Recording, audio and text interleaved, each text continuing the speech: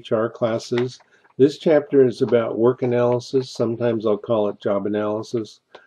Pretty much the same thing. And it is really the foundation for all HR systems. I probably told you that about chapter 3 with EEO law, but EEO law is a foundation that tells you what you can't do or what you're supposed to do as far as people, bringing them in or not discriminating. Work analysis is information about the job. It's kind of like the the data that goes into the whole system that you design training programs or selection programs. Um, it ultimately tells you what people do and what it requires of the people to do it. And so you cannot do virtually anything without understanding the job in human resources. It leads to a lot of different products like training and selection procedures. So it for a definition, it's the systematic process of gathering information about work, jobs, and the relationship among jobs, and about the people, what's required of the people to do a job. Um, there are major steps into it. You need to know the outcomes, outputs of a job. There are different methods of doing it. And ultimately, you're writing down what the tasks and the activities and behaviors that are expected in a job to get the certain output and what is required. And then you go back and you look at what is required of the person to be able to get those tasks and activities and behaviors. So um, it's kind of simple, but it's not simple, and it's relatively boring. It's not one of the the the premier jobs in HR, but it's extremely necessary. And as an executive, you need to know that your people in HR are doing a good job with job analysis, because if they're creating very expensive systems around bad data, you're going to waste a lot of money. Performance appraisals done by every manager every year, and it chews up a ton of time. Most people don't like doing it. But if it's based on poor competencies or poor data about the job, you are costing yourself potentially millions of dollars. And so um, you want to at least have enough sense to know that the job analysis that's done in your organizations makes some sense. You can also change culture with this, and you start measuring competencies rather than job tasks. Um, you will change how your organization functions. And so that's a strategic decision. You know as well as I do that you can measure people on how much time they spend on the job. You can measure people on what they do task-wise, or you can spend time measuring what outcomes they have. If you really want to change to a very lean and productive organization, you really want to measure outcomes and reward people based on outcomes. That's what all small business is. When you own your own business, you're basically going to do stuff as lean and mean as you can, and you get all the reward for it. That's the whole point of entrepreneurship. Employees can come to work, and if you're measuring them on time spent, or you're measuring them on how many times they do some task, you're really not going to get the most efficient, effective organization that you could, and that's what you want as an executive. Okay, a couple things. One of the things that you're going to see is KASOCs. That's knowledge, ability, skill, and other characteristics. Other characteristics are either personality factors or competencies. The difference between a competency and everything else is a competency is something that is required for success on a job. It causes success. If I wear a tie when I'm lecturing in a classroom, does that cause success? Success being defined as do the students learn more? I doubt it. It might, but in most cases, probably not. Now, how I chose a textbook, whether I got you to read the textbook, what kind of test I developed, and how well I graded that test, how rigorously I did it, whether my lectures were interesting and correct. Those would all be competencies. They would cause you to learn more in the course. So you need to separate the things that are not causal from the things that do cause outcome. And that's really why so many people have moved to competency assessment. It really gets at what causes success on the job. You have to describe tasks and behaviors, and now because of EEO law with ADEA, with handicap law, you have to describe all of the physical requirements of a job. But if you're talking about performance appraisal or you're talking about selection, you want to get at the things that really cause success. Now, when you're describing for a training program or you're showing job relatedness to the job, then you're pretty concerned about tasks and licenses that are required and things like that.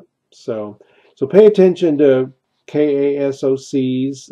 The goals of work analysis are simple. You want to describe the observable desired outcomes and tasks of the job, and you want to describe any worker personal characteristics or competencies that are required to do those things. You also want to describe the physical requirements of a job for handicap discrimination, and you want to make sure that data is verifiable, reliable, and valid so that you could show it um, to a court or otherwise to show that what you're doing is related to the job and not related to race, color, sex, religion, or national origin. There's the real outcome of all of this in most cases is a job description. The job description is really the list of the tasks and duties of a job. The job specification, which is often the backside of the form, is what is required of the person, the knowledge and abilities and licenses and competencies, etc. Um, in in some organizations, and particularly like Japan, um, job descriptions are perceived to be really harmful for team building, where you've got a very heavy team structure. You don't want to define people on particular jobs. You want everybody in the team to be able to do all the jobs. That's not the case in healthcare. Healthcare is very controlled by licensing laws, and we have relatively rigid job descriptions because of it. But as you try to go to a team nature and you try to get cross training and do a lot of other things, you're going to run right up against licensing laws that require these more rigid descriptions. Um, if you go to Europe, you're going to find that job descriptions, or Canada, job descriptions are required because of heavy unionization. Unions will want to specify exactly what the job is and how it gets paid. Job descriptions are written. They're used in everywhere. They're used to prove the requirements for the job for handicap discrimination. They're used to develop training programs and performance appraisal programs and selection programs. Um, in pay they're used. They're an input to what's called job evaluation. You'll hear about that later. But what we do is we aggregate jobs, put them together in pay cycles or levels, and then we pay a certain range for that group of jobs. So work analysis is an input for how the whole job pay structure gets put together and how it gets paid and how it moves over time with inflation, etc. One thing that's really important to understand is that there's not a job description out there that hasn't been done by the government, including healthcare, because of the VA. And all of that information is on ONET. So make sure you pay attention to the stuff about ONET in the textbook, because never start writing a job description from scratch. That's just crazy. It's all been done before. So go to ONET, look at the different jobs and different levels and whatever, and you'll find a fair amount of the work that has already been done for you, maybe all of it. And that's very true in healthcare, because VA hospitals are not significantly different than any other hospital when it comes to the jobs that are in them. Um, I've talked a little bit about the legal significance of work analysis, going back to Griggs versus Duke Power, which requires that if you show a prima facie case um, of discrimination, then the burden of proof shifts to the company, and the company has to prove the job relatedness of the selection or the decision, the layoff, whatever that was made with an employee. That job relatedness demonstration comes from work analysis, where you go back and you show these are the things that are required for the job, and the it basically shows what you are making your decisions on, based rather than race, color, sex, religion, or national origin, which are prohibited under Civil Rights Act. So there just about every legal challenge depends upon the definition of the job. You cannot you can't not you cannot defend an EEO claim.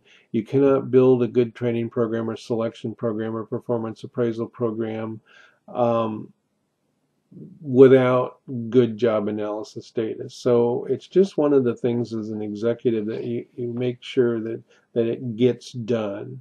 Um, under ADA, you're going to be looking at essential functions of the job. That's going to come from work analysis. If you redesign jobs, you're going to use identification of essential functions, so that you can put jobs together in meaningful ways. They're not too difficult or too time consuming. Yeah, we'll talk about it later, but how you design a job can affect motivation and satisfaction significantly, and you need to pay attention to that. That data comes from work analysis. Uh, Again, the work analysis products are job description, which is the tasks and duties and behaviors and responsibilities of a job, the job specification, which is the knowledge, skills, and abilities and competencies and experience and education, degrees, licenses that are required to do a job, and then finally a list of the physical demands on a job so that you can, sorry, my phone's going off. So that you can deal with the handicap law. Um, the major methods of work analysis. There's a big table in your book. It's figure 4.4, I think. But there's a table in your book that is an overview of all the methods used in work analysis, their advantages and their disadvantages. And there's a number of different methods, from observation to actually doing the job yourself, to interviewing job incumbents, to collecting critical incidents, diaries. There are a number of questionnaires that are available on the market and publicly that you could use to collect data about jobs. Now, all of these methods, there's a couple things about them. One, probably the most common are interviewing or diaries. If you have a simple job where there's just a certain number of tasks done, and you want to know how people spend their time, um, you would probably use a diary. If you were doing a job analysis or work analysis on somebody, for instance, in the front office of a post office, they only do certain things. They sell stamps, they take in packages and weigh them, and issue insurance and overnight things, and they might do stuff for passports, but it's a finite list of things.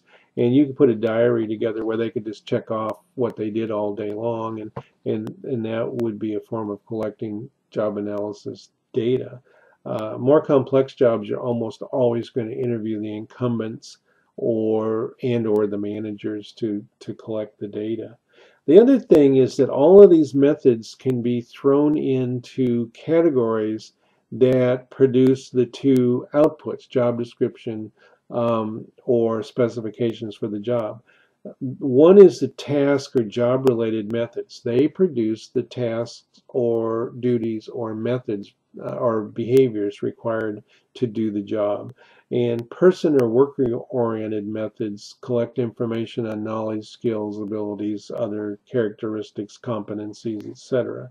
You've also got trait based approaches, which are purely personality trait based, but you're probably not going to use those much. There are also truly qualitative methods like collecting critical incidents or doing focus groups about it across employees, but again, relatively rare in healthcare. The the the questionnaires that are available on the market are all useful. Some of them are used a lot. They're used a lot because they're accepted for EEO. The PAQ is a good example. The Position Analysis Questionnaire. It um, it's got 187 categories or 187 items, and there's 6 categories.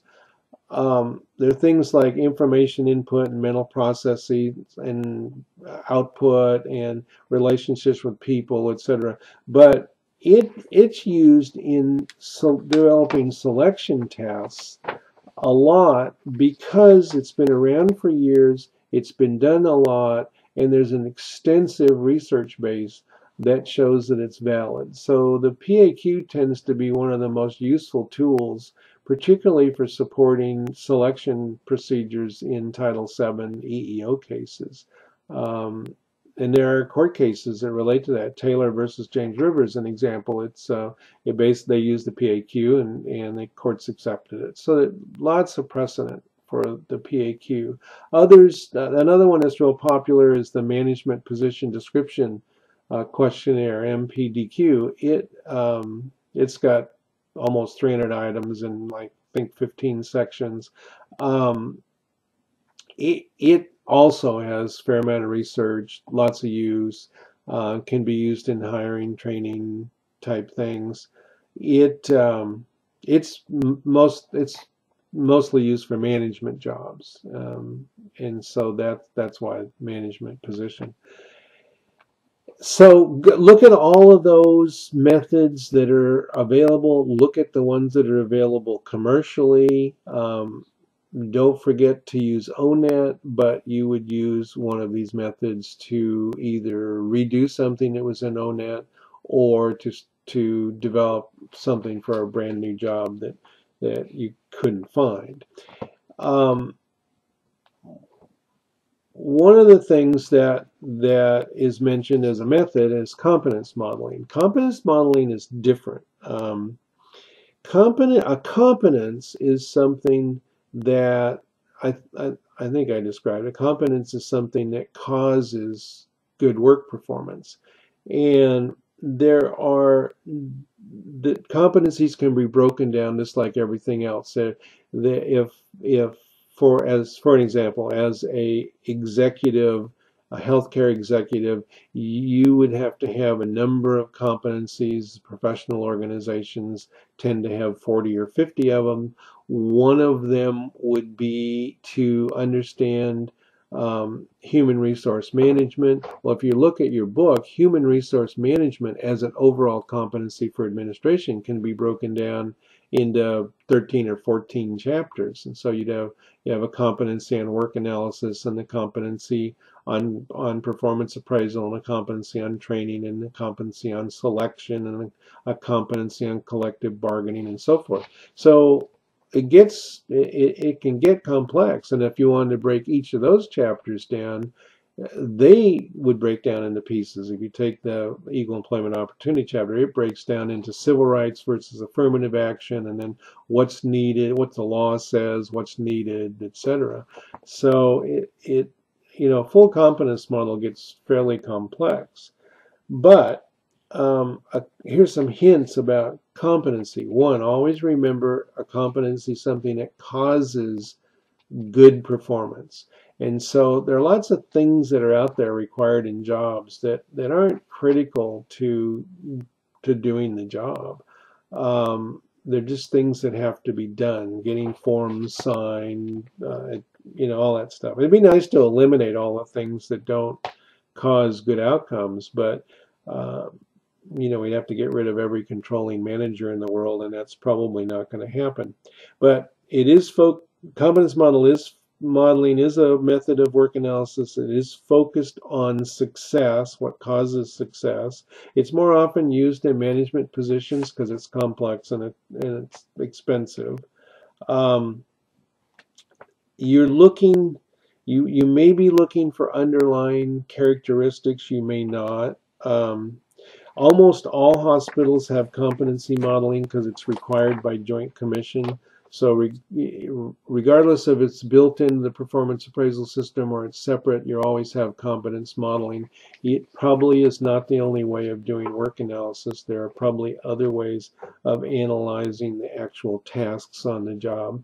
And nursing is an example. Nursing may only have 4 or 5 competencies to design the care, and provide the care, and document that you did the care, and evaluate whether you did the care. I mean, truly 4 or 5 major competencies, but when you get to the competency of provide the care, there may be 8,000 things that a nurse has to know how to do. Well, that's a list of tasks that is going to be kept in a manual someplace, and that's your job description. But your competence model is different. The person is competent and can deliver care because they've checked off the ability to do all those tasks. It's kind of like riding a bicycle. Once you know how to ride a bicycle, you know how to do it. You rarely forget that. So you learn the task and you check it off, and you might review it every 3 or 5 years, but that's not something you're going to be concerned about on a yearly basis for something like performance appraisal. Competencies can be broken down. You got lots of different kinds of, you've got lots of competencies because jobs are multidimensional, but the type of competency can be broken down. You start out with threshold competencies. Threshold competencies are always can be answered with yes or no. Do you have the proper license to do the job? Yes or no. Have you had a TB test? Yes or no. Those are the kind of competencies that you would throw in the threshold category, and the people in HR can always decide that. You bring your license in, show it to them, it's updated. You have a license, yes. Threshold competency. Then you will have a list of competencies that are generic across all the jobs. And the reason you would use generic competencies is that it keeps the manager from having to do a lot of work. Generic competencies could also be assessed likely in the HR office. Also, when you're getting managers to write job descriptions and do competence modeling, they don't have to redo the generic competencies. That could be done by the organization on a 5-year basis, for instance. But a generic competency is something that everybody should have. Like most hospitals have professionalism or accountability or something like that. Most hospitals will have quality improvement consciousness, or they'll have cost consciousness. They'll have IT knowledge. You can use a computer. So there will be a list of competencies, and it could be 10 to 20 long that is required of every single employee in the hospital. And so that's a different kind of competency. It still causes success on the job, but it doesn't have to be rethought every year. And then finally, you get job-specific competencies, and those are the things that are specific to the job. But even job-specific competencies can be kind of cut into generic and very specific. Well, if you take all nurses need to know how to plan care, deliver the care, document the care, assess the care. An ICU nurse does it differently than a pediatric nurse, and so forth. So you can even take all of nursing and break it down into generic nursing and specific nursing. And so it gets complicated, but it's important because competencies are what really define success on the job. And also you can use competencies to change the culture of your organization. And you can even do it with baby steps. If you've decided that a competency of cost consciousness is important in your organization, and it happens to be in your strategic plan this year that you want to lower costs, then you could go in and look at that and say, okay, what are 3 or 4 behaviors, baby steps in that competency do we want to change this year? Then you do a marketing campaign that says we're really going after cost consciousness to lower costs. And sorry, my phone's ringing, and that's going to have to keep ringing for a second. Take a break for just a moment.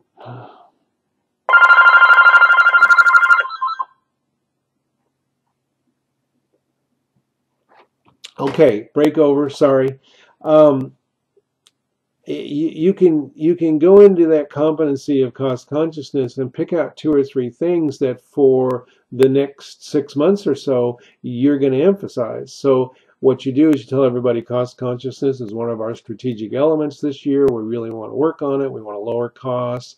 And then you pick 4 or 5 behaviors out of that competency, and you put those into your performance appraisal plan. And you also go out and talk to all your managers about emphasizing, let's get these 3 things fixed. We want to do X, Y, and Z, and that will get people to be cost conscious and will lower our costs. So changing culture isn't making big pronouncements or telling your managers to change culture. Changing culture is figure out what you want to change, break it down to specific behaviors, you take a small manageable number and get everybody to do it for 3 months. If you do that, you'll change it. And so work analysis can become a strategic element in really job redesign and culture change. The competencies always focus on the worker side for the most part. They don't focus on the behavioral side. I probably just said that. It's a leap for most organizations to move to competency assessment. Most hospitals have done it in some way or not. Either they've gone totally back to tasks and behaviors and they call it competency, or they do truly have a competence model because it was required by Joint Commission in the late 90s. That doesn't mean it's done or it's done well, because when accreditation requires things, that tends to bring the bottom half of the organizations up to the middle, and sometimes screws things up. But there is also software available for competence modeling, and you can look at that. Most of that's knowledge-based, but useful in some situations.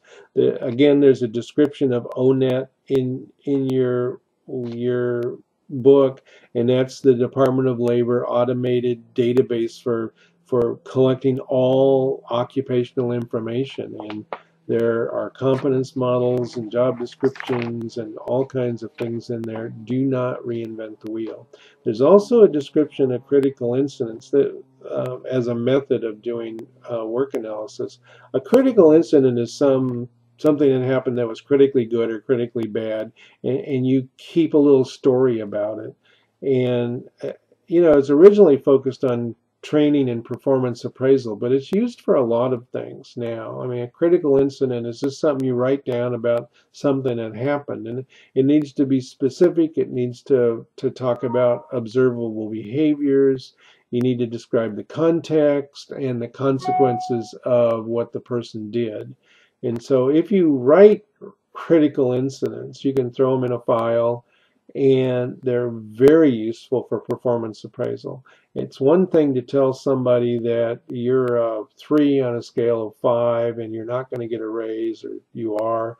But it's another thing to be able to say that and then say, here are the specific things you did over the last 12 months that caused that evaluation. It also, critical incidents also help you become a more accurate evaluator, because we tend to evaluate people on what we remember, and that happens to be the last 2 or 3 months, not the last 12 months.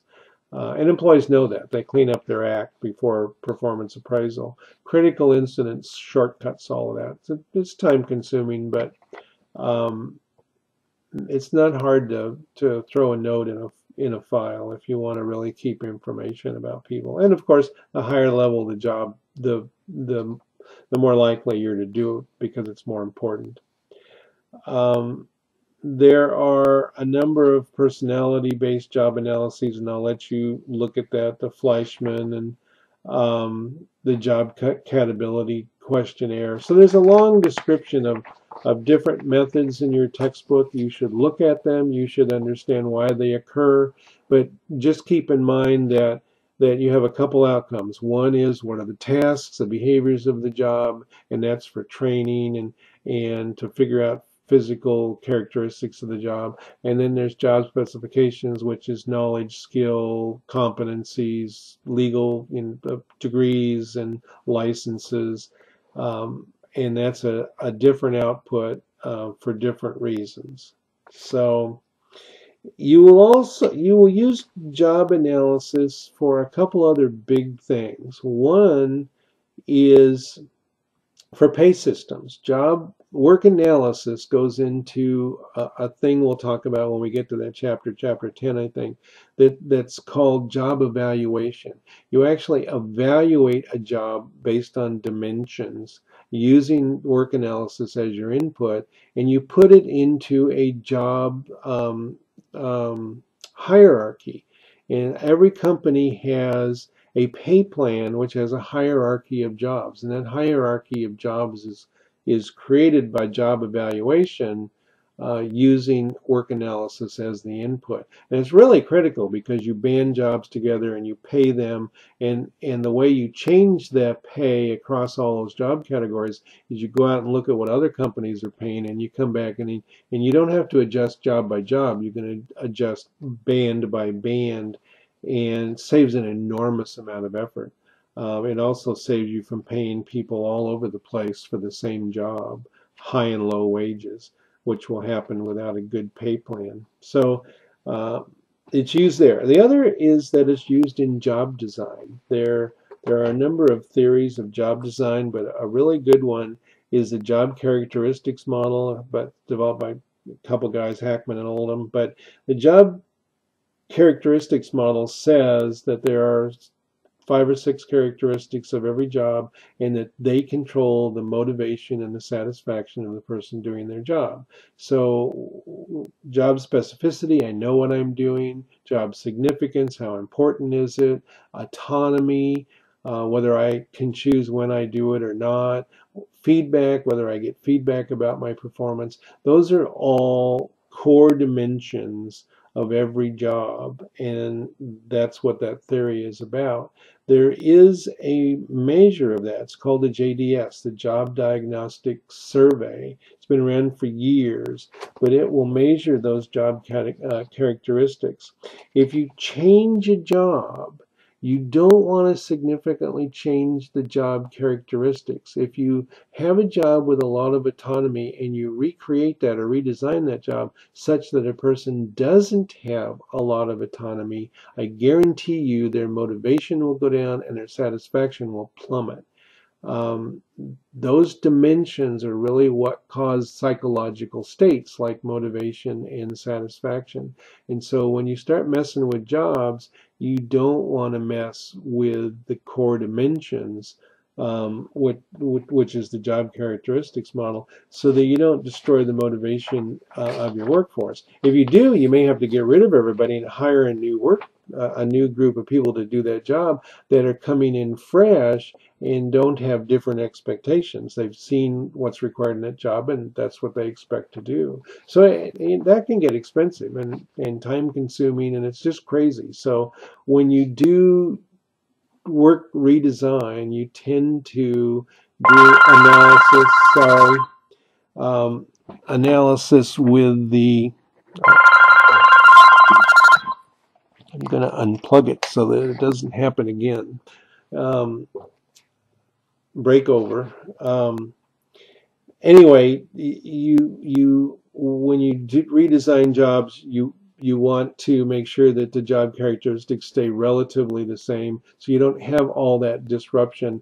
And disruption in HR can be very expensive because it means losing people, layoffs, turnover. It means hiring new people. All those are very costly affairs.